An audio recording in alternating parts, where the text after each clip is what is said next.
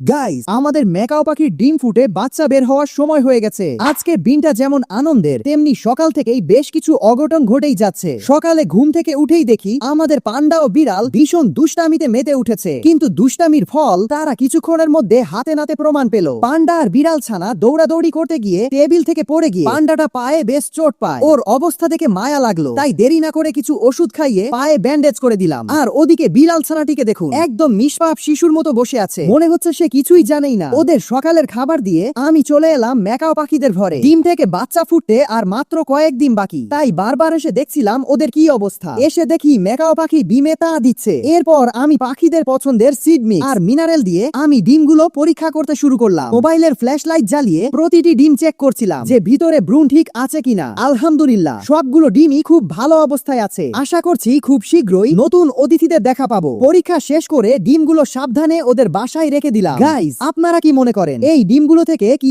আসলেই ম্যাকাও পাখির ছানা ফুটে বের হবে? সেই পর্যন্ত জানতে একটা ফলো দিয়ে রাখুন।